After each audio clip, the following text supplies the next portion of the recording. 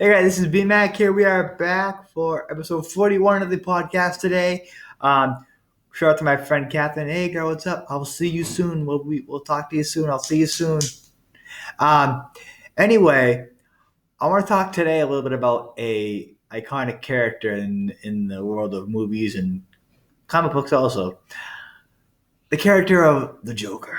Um, he's a clown that went crazy and became evil, took over Gotham City, which I kind of think is kind of cool. But I often wonder, his background. I often wonder, what made him get that crazy? What was it that caused him to be like that? I mean, in the Batman movie with Jack Nicholson as a Joker, he gets in this chemical vat and gets dropped in chemicals, and he becomes a Joker from that. And his face gets all damaged and ruined and stuff. But I just wonder,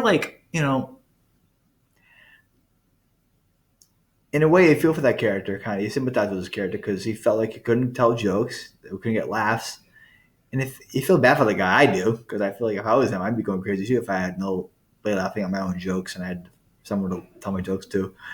But I would say probably the best Joker that there is that I think, voice wise, is probably the Mark Hamill Joker from the Batman animated series. Because when he did the Joker, he used to go, "Hello, Gotham, Joker's back in town." He used to do that voice.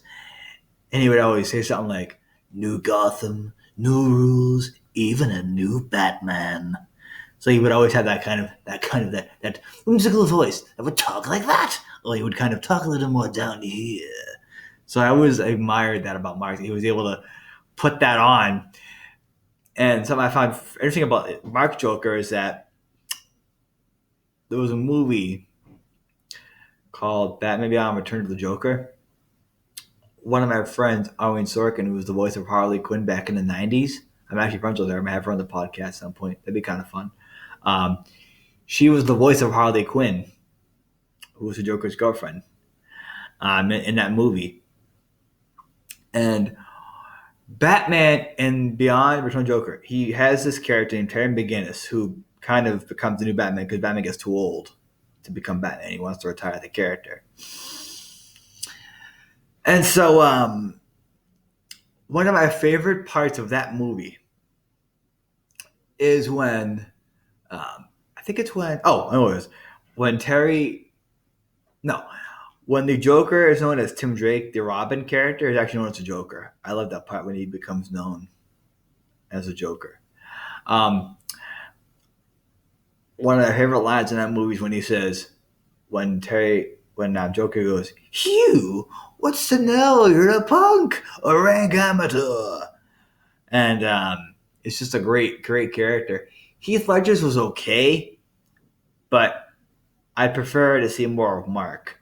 Although what's funny though, his last Joker role, believe it or not, was actually a video game called Batman Arkham City.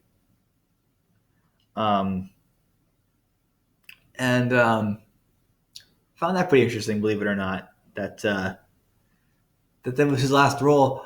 I'd like to see him return to the Joker role again, though. Mark Hamill. I think he was probably one of the my favorite Joker. I think because he was more funny. He wasn't trying to be like an evil. He was more funny type. I don't want to see a serious Joker all the time. Um,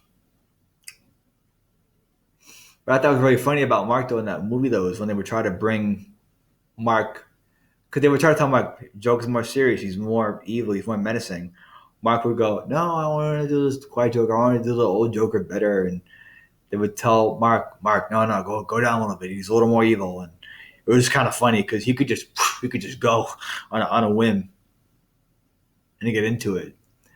Um, I mean, also I like the Adam West Batman from the '60s. That was one of the greatest ones too. Love that character. Those guys, I think, had fun doing those characters. I believe that with all my heart. Those guys really had fun playing those characters the best that they could. I mean, who would think of Burgess Meredith as a penguin and later on Mickey and Rocky, Batman. Who would think of that, Or, he's like a little penguin. He's like a little Dick Cheney, he's like that, He's basically like he's just that character was fun. The Riddler, Frank Gorshin, who was in Batman for Adam West for a long time. Um, he had a laugh. He's a one of his famous laughs of all time.